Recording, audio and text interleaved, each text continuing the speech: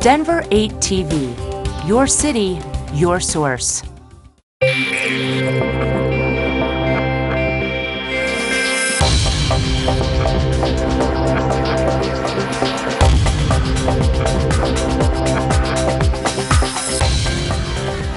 It is my pleasure and honor to introduce you to the Honorable John Hickenlooper, Governor of the great state of Colorado.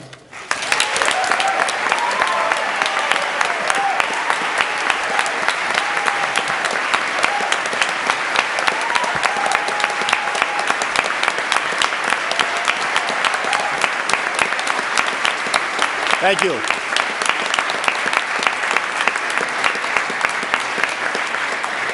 Thank you and good morning. It's great to be back here together in the People's State Capitol. To the 4 new members stepping into your first legislative session, I offer you my sympathies. Just kidding. Welcome.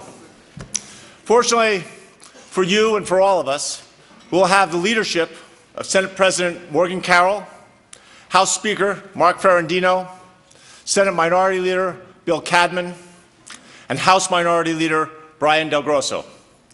Another veteran hand,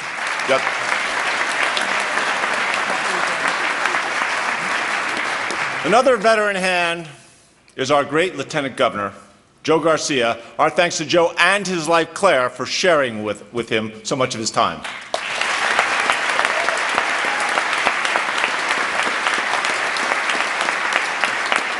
We are also honored to have the Vice Chairman of the Southern Ute Indian Tribe, James Olguin, and the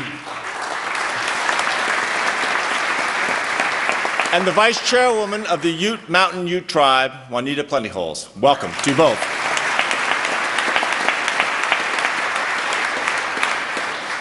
I want to thank my awesome cabinet and my senior staff who are here with us today, along with all the state employees who have worked so hard, especially this year. Our thanks to everyone who has been so dedicated to the flood recovery efforts, especially the Colorado National Guard, the Department of Transportation, the Department of Public Safety, and our incredible volunteer Chief Recovery Officer, Jerry Stead.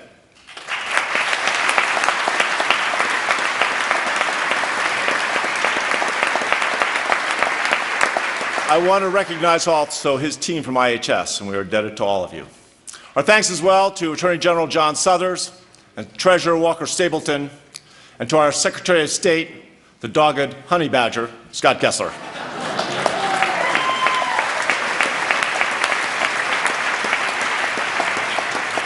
Thank you to distinguished members of the Supreme Court of Colorado and to the Colorado State Board of Education. Denver Mayor Michael Hancock is here. Thank you, Mayor, for your incredible partnership with the state of Colorado.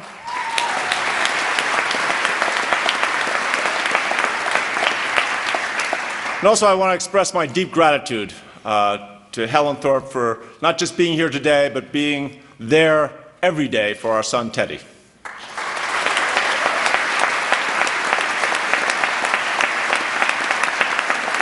On behalf of all Coloradans, I want to thank the Denver Broncos for giving us something to cheer about this season.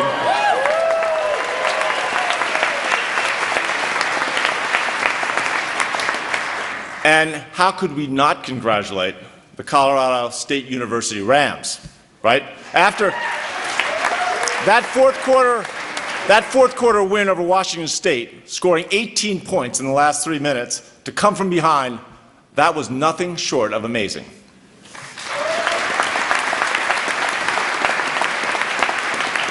That victory was a reminder that when Coloradans are faced with challenging circumstances, there is no quit. Giving up, that's not going to happen. In trying times, Coloradans do what we have always done. We pull together and get it done. Colorado has always been a good place to find what you're made of. Earning your keep, making your own way, looking out for your neighbor, that comes with the territory.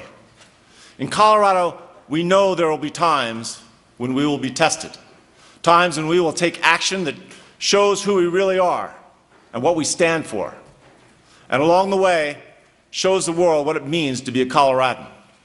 Lately, we've had a we've had our fair share of those times. When we gathered for our last State of the State address in the wake of the Waldo Canyon fire and the Aurora massacre, many of us thought we would never again experience a year like 2012. That was not the case.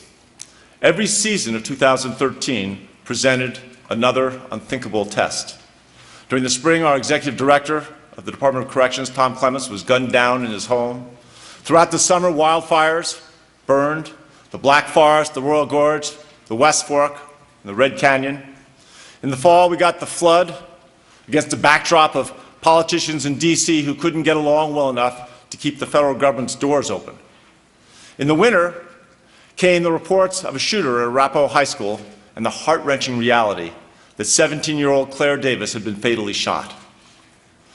This past year, Colorado has been scorched, Colorado has been flooded, Colorado once again endured senseless, inexplicable violence, yet despite all of it, we did not let that define us.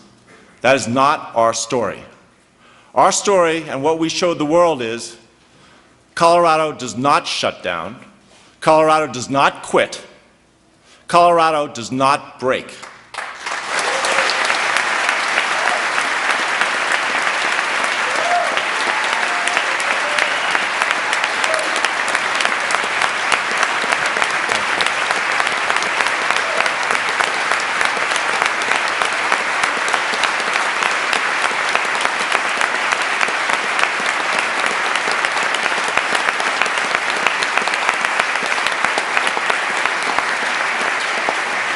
We know that there are folks out there still grieving and still recovering.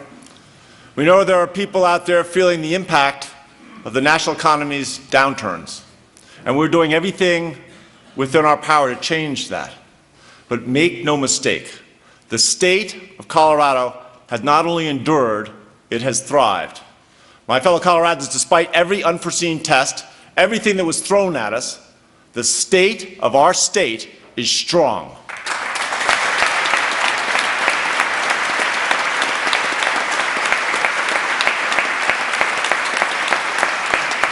And according to just about every forecast, trend, and study, the state of Colorado is only growing stronger.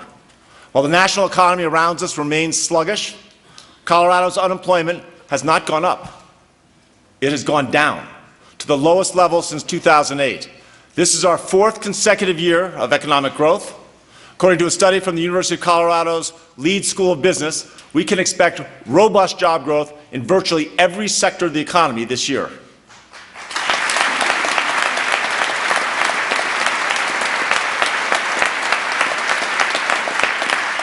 Colorado is ranked among the top 5 states in the entire country for business, for careers, for job growth.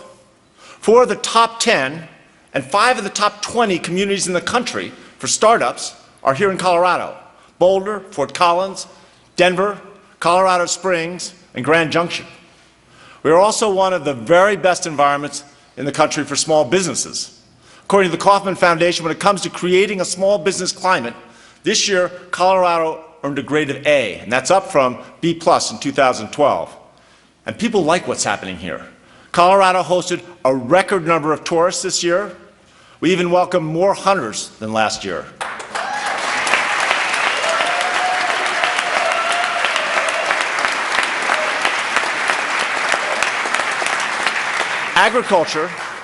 Agriculture employing 173,000 people keeps our economy strong, last year contributing $41 billion to the state economy. Between 2009 and 2013, Colorado agricultural exports increased by almost 80%. The fact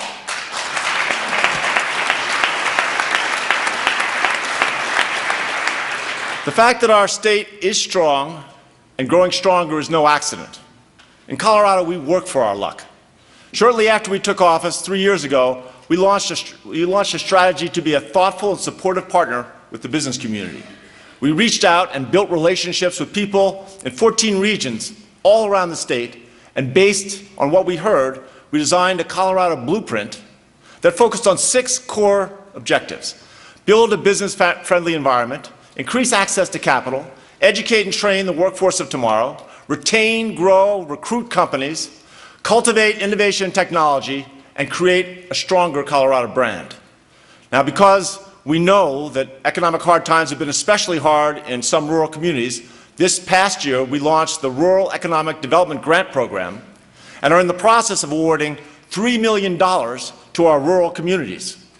One of the recipients is here today with us, Keith Burdorf, with a $350,000 grant awarded to TK Mining in Delta County, and his company is going to be able to double in size to up to 10 employees, we're adding up to 10 employees, which will have a significant effect in that part of the state.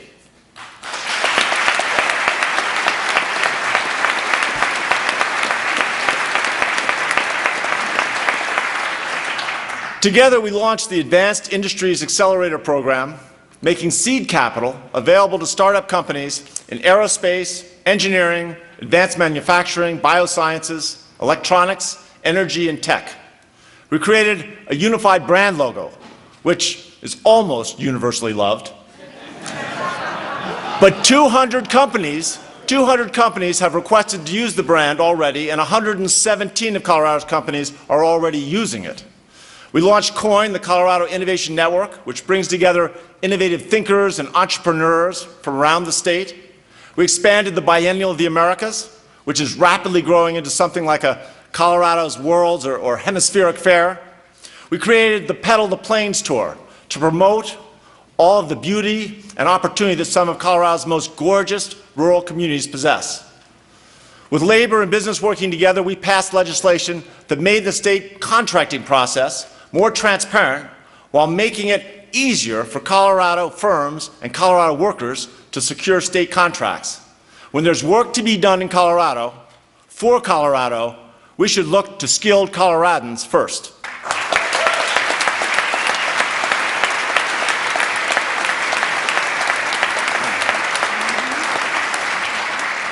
My friends, when it came to job growth, in 2010, this state was ranked 40th in the nation. Now, 3 years later, Colorado is the 4th fastest job growth state in the country.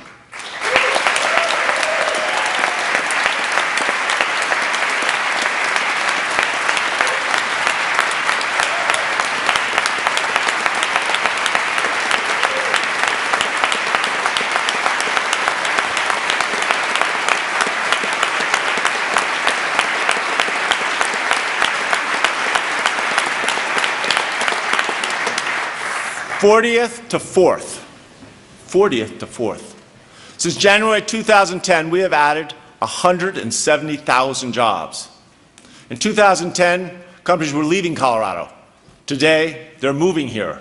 And while we're disappointed whenever a company leaves this state, Colorado is gaining employers and gaining jobs. 3 Fortune 500 companies have decided to call Colorado home, along with 26 additional companies. And your budget decisions played a significant role in that success. One of the most recent companies to establish headquarters in Colorado is Ardent Mills. While we were pedaling the plains, we got to talking with our friend Darrell Hanovan of the Wheat Growers. Darrell told us that 2 of the nation's leading flour milling companies, ConAgra Mills and Horizon Milling, were forming a joint venture, Ardent Mills. They were 6 months into a search for a new headquarters, and Colorado hadn't made the final cut. But undeterred, Darrell requested that I call the executives of this new company. In roughly a month, Darrell and his team helped us persuade Ardent Mills to locate their company headquarters here in Colorado. We pointed out again and again that Colorado is a place to find more by its future than its past, which is clearly the case with Ardent Mills.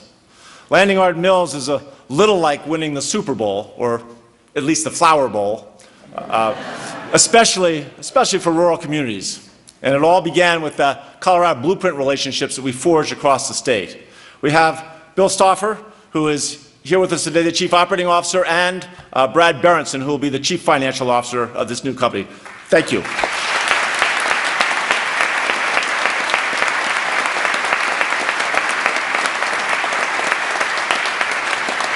Brad and Bill, you have the support of everyone in this room to help make Ardent Mills the most innovative and successful milling operation on earth.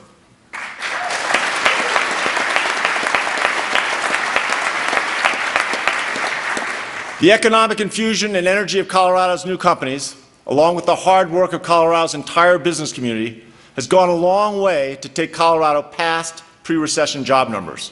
The unemployment rate in Colorado has dropped from 9% in 2010 to 6.5%, outpacing the national rate. Unemployment in both Grand Junction and Greeley has dropped by more than 30%. But let's be clear, the unemployment rate is not low enough. And all of us, everyone in this room, share a commitment to keep a statewide focus on this issue. More jobs all over Colorado is all of our highest priority.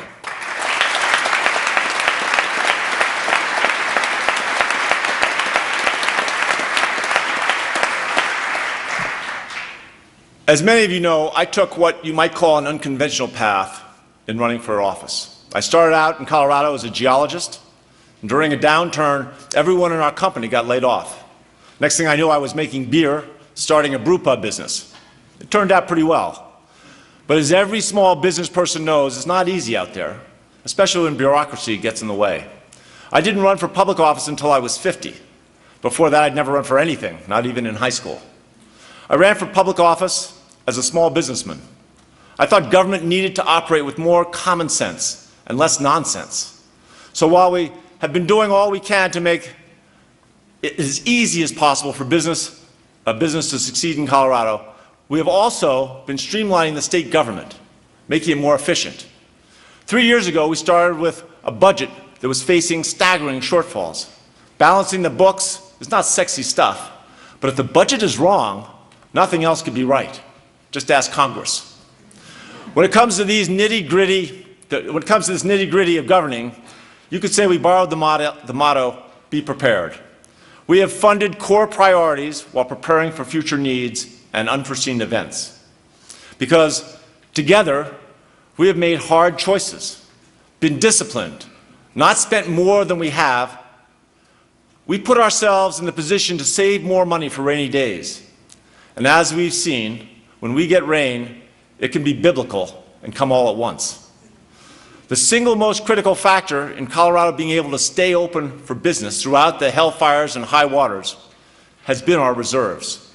3 years ago, Colorado was setting aside only about 2% of its general fund money for reserves. That 2% gave the state only a 7-day cushion. Last year, we more than doubled that rate to 5%.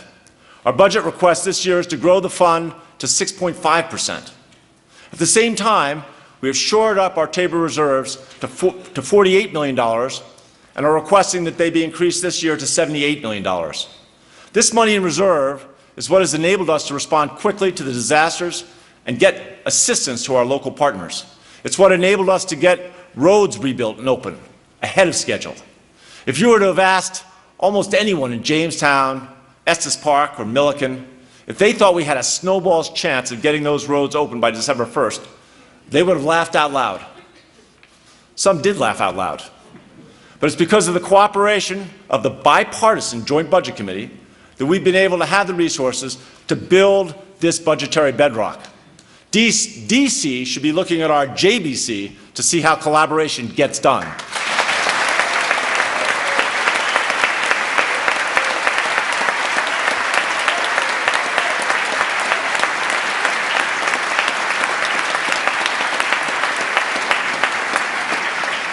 To ensure that we are maximizing state resources and providing as responsive consumer service as possible, we've gotten lean.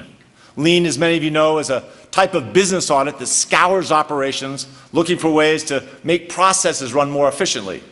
We have reevaluated how every state agency does business, and we have initiated more than 100 new lean processes, more than any state in America. Colorado's Department of Transportation recently reported a 19% decrease in contracting timelines. Combined with other improvements, their efforts are saving more than $2 million a year. In 2008, only 33% of property assessment appeals were resolved within 1 year. Now 79% are. The Division of Real Estate reduced the average time it takes to complete an investigation of a mortgage loan by 44%. And these are only a few examples of our lean customer service where we're doing what we can and should be doing, responding quickly and effectively when needed, and then getting out of the way. We're lean, but we're only getting started. One of the places where just about all Coloradans frequently become aggravated is at the Department of Motor Vehicles. Our DMV has made great strides, but they've done so with a computer system that is nearly 3 decades old. While many of us play around on our iPhones while waiting in line at the DMV, the employees are struggling to update the files in MS-DOS. Our budget aims to change that. This will reduce the average wait time in DMV offices throughout the state from 60 minutes to 15.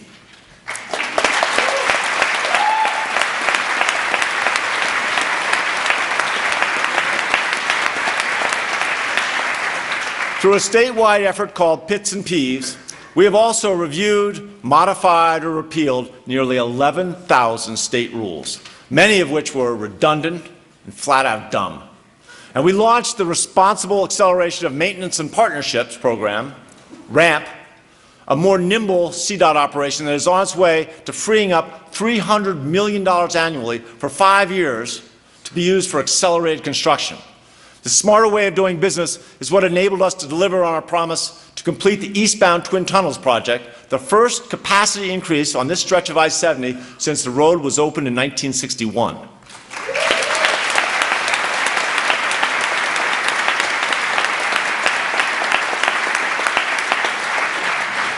Just about every one of us has sat in a car at some time on a way to or from the mountains, frustrated or even worse, stuck in traffic with a kid needing to find a restroom, right? This project will reduce travel times significantly during peak Sunday hours and decrease the number of crashes in the area by more than 1/3. The second Twin Tunnel project, the westbound lanes, will be completed by this time next year.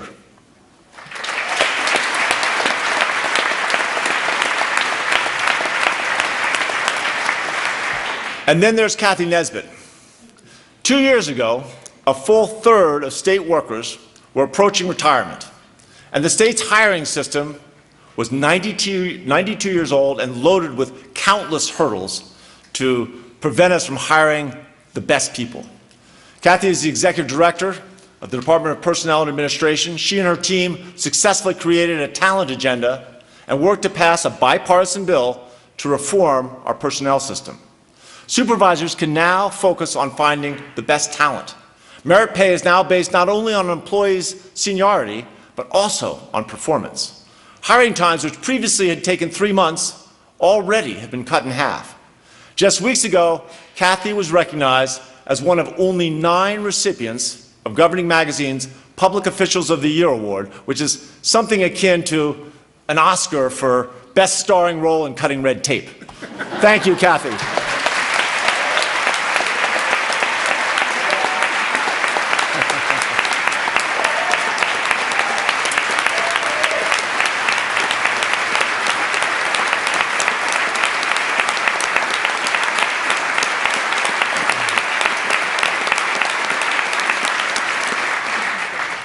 Moving forward, our priorities are clear. We're going to remain focused on jobs, education, ensuring that we have a state that is as healthy as it is fiscally sound. We're going to continue to improve Colorado's customer service and efficiency and support our military families. 14 years into the 21st century is well past time to reform our telecommunication laws. This session, we ask your help to pass legislation that will accomplish this, but at the same time, rural and other unserved parts of our state should have broadband internet access as urban areas.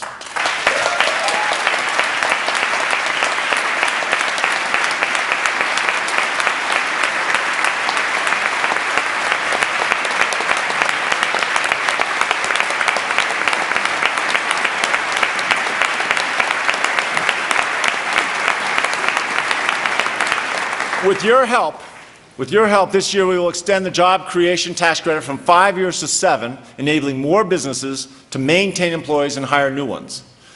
Economic development also demands infrastructure. We will propose the formation of a nonprofit enterprise dedicated to fostering public-private relationships to fund infrastructure projects such as transportation and water. This will not only bolster economic development, it will also lighten the burden on taxpayers and harness minds and resources outside of government to address unmet needs and keep Colorado competitive. Such partnerships offer a path towards financing solutions to existing challenges, such as traffic congestion in places like Fort Collins and Colorado Springs. In the wake of the floods, we proved our ability and our commitment to rebuild bridges and roads. We've seen what can happen when we lose that infrastructure. But the single most important investment we can make in infrastructure is in our bridges to tomorrow, our children. We must support effective teachers, students, and parents. We must find a way to address key reforms that have already made Colorado a national model. Colorado's voters made clear they will not make new investments in education until they are convinced that current resources are being prudently managed. We're going to request that the General Assembly fund a plan to make the budget of every public school transparent. Let's put the numbers on the internet and make the web a window.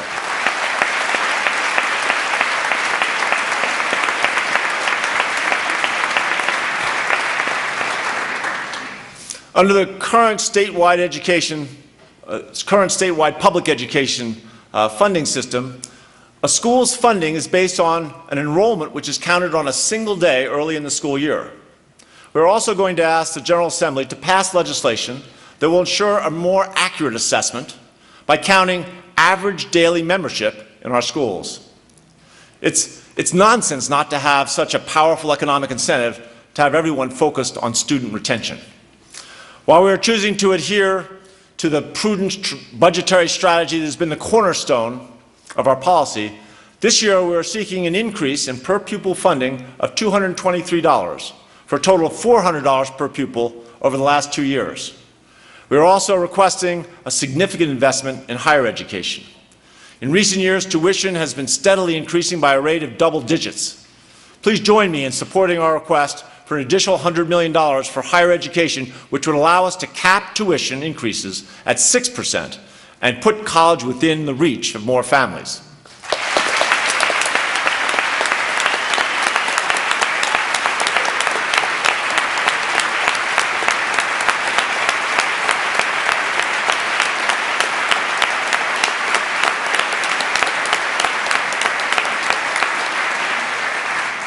Another priority for Colorado families and for us is supporting the energy industry while protecting the environment. The viability of the sage grouse has bedeviled Western governors and Western states for a decade.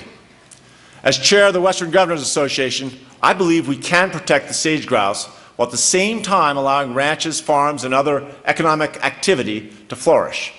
At our invitation, Secretary of the Interior Sally Jewell has agreed to visit Colorado and observe mitigation efforts firsthand. Colorado's oil and gas industry contributes $29 billion to our economy. Critical to the success of the oil and gas industry is that operators recognize their moral and legal obligation to protect our air and water. Fortunately, we've been able to bring many in the industry together with the environmental community and our legislators to work toward solutions. As a result, Colorado is a national leader in developing a strong regulatory environment. We brokered the nation's strongest frac fluid disclosure rule in 2011. We're proposing the nation's first ever methane capture rule, making Colorado the leader in the nation for controlling emissions. We've said before that we're committed to holding the oil companies to the highest standards to protect Coloradans and our air and water. To that end, we're working with legislators, industry, and the conservation community to ensure we pass a bill this year that will strengthen penalties for violations of permits and rules. Now, if words were water, the state would never run dry. Our budget is requesting a second year of funding to help create cleaner water for Colorado. This year, we will also complete the Colorado Water Plan, which will emphasize conservation, address incremental storage, and address drought mitigation. We must create alternative choices to buy and dry. No matter where we live, we cannot afford to let our farm and ranch land dry up.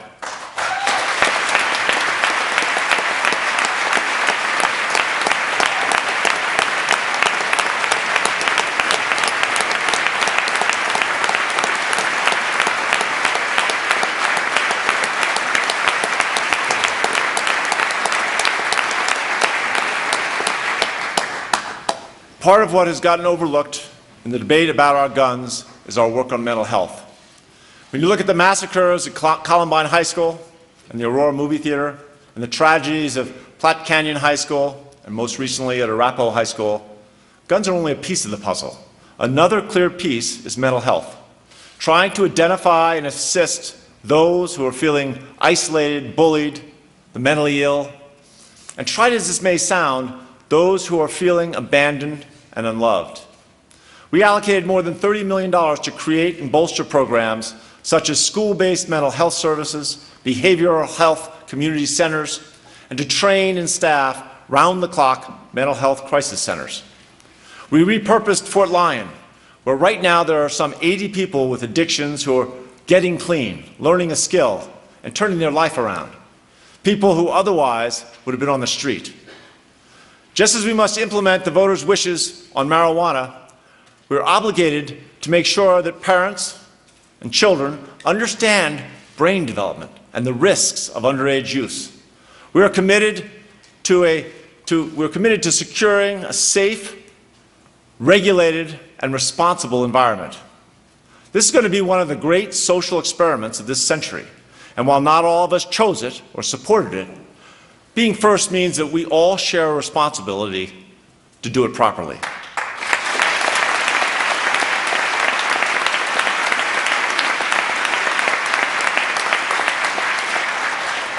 Part of being the healthiest state means we continue to prioritize services for the most vulnerable. We ask for your support for Coloradans with developmental disabilities and their caregivers, including addressing the current wait list, family support services, and transitional services. In that vein, the General Assembly, with bipartisan support, created Connect for Colorado. While other states have struggled with enrollment and implementation, Colorado has outperformed the national exchange in most states. More than 139,000 residents now have health insurance who didn't have it before.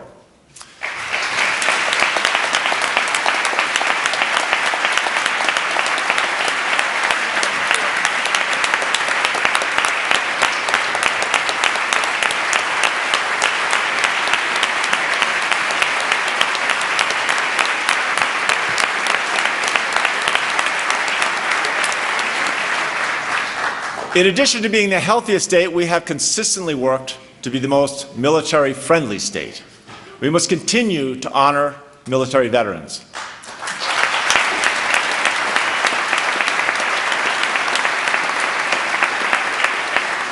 Not so long ago, really almost out of the blue, I was hand-delivered a letter by Sylvia Buonacati. It was about her son, Frank. Frank was a Chief Warrant Officer, 3rd Class, United States Army, a helicopter pilot. Among the many honors Frank received was the Distinguished Flying Cross, one of the highest awards an aviator can receive for heroism in combat. Frank saved the lives of 2 special operations teams. He died in a helicopter crash in 2011 while training in Washington State.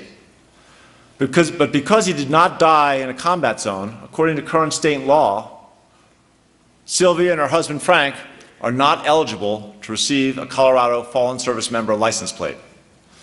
Sylvia is not the only Gold Star mother waiting for this recognition. For families of veterans like Frank, this law must change. Sylvia is here with her husband Frank. We are deeply grateful for your son's service and commend you for your commitment to making sure it's recognized.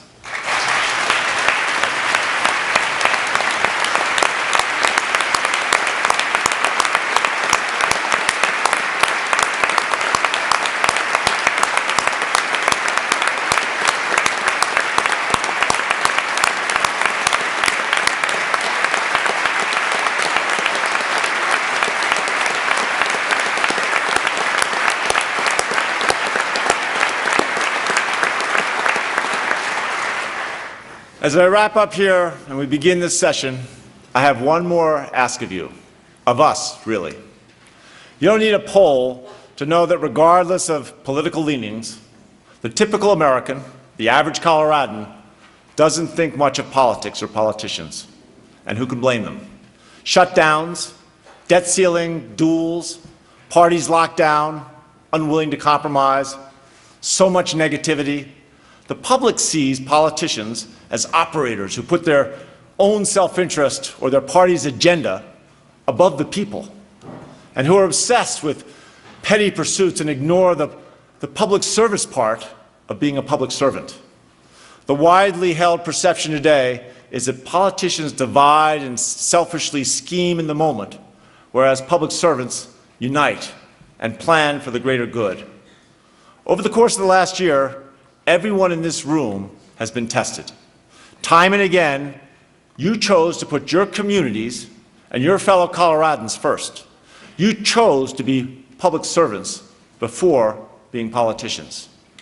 We must continue to rebuild better than we were before, but our work is about much more than just recovery. Whether we live in a mountain community or in a city, whether we're surrounded by cows or by concrete, we all want the same things: the chance to earn a good wage, give our children a decent education, clean air and clean water. Vigorous debate is our ally. Partisanship is not. Skepticism is productive. Corrosive cynicism is not. So as we begin this session, my ask is that we try to ignore divisive politics.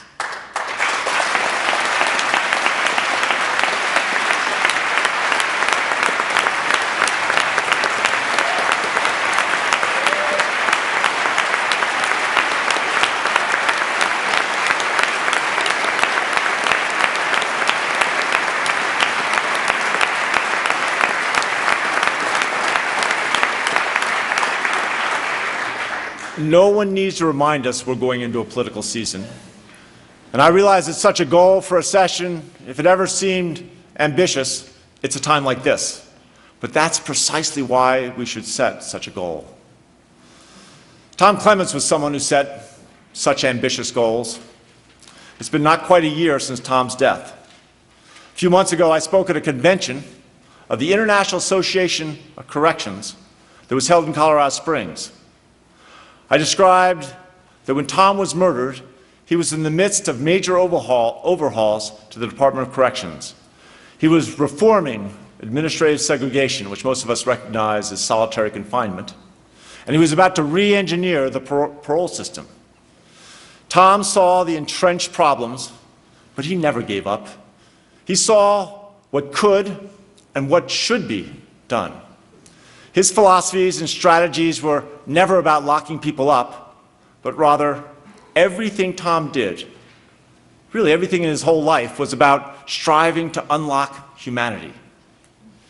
It's a tragic, awful irony that an inmate put on the streets directly from administrative segregation showed up at his door and killed him. But that is not what defines Tom. Part of Tom's legacy is everything that was discussed at that convention. I mean, these were directors of correctional facilities, people who worked in worlds of barbed wire filled with violent criminals. Yet the topics of discussion were things like alternatives for mentally disordered offenders, giving up crime, and faith-based programming. In other words, it was about unlocking humanity. And it wasn't a coincidence. The theme of the convention was inspired by Tom and was very much in his honor. The other part of Tom's legacy is his family, his wife Lisa, daughters Sarah and Rachel, who are with us today. Tom's story and life is not defined by what happened to him, but by the immense good he achieved and his legacy of love and compassion and reform, his legacy of public service. Tom was a public servant.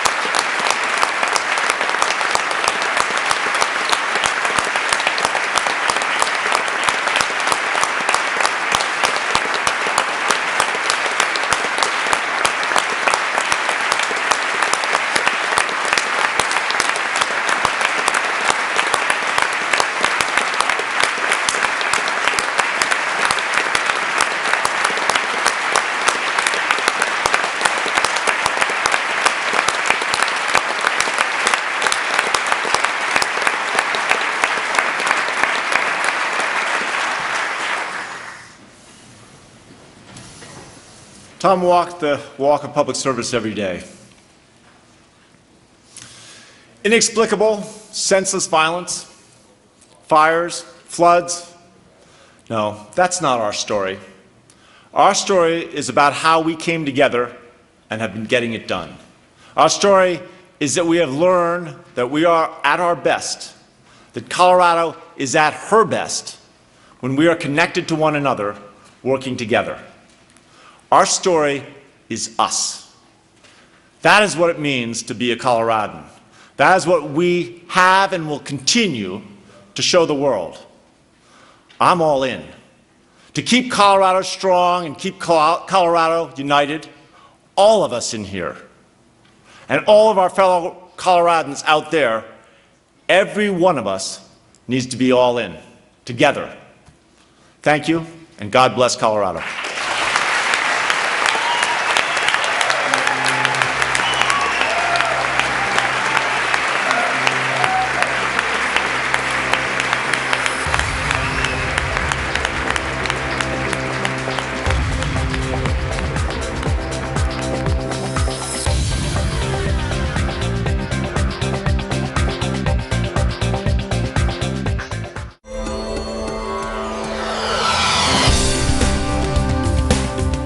Denver 8 TV. Your city, your source.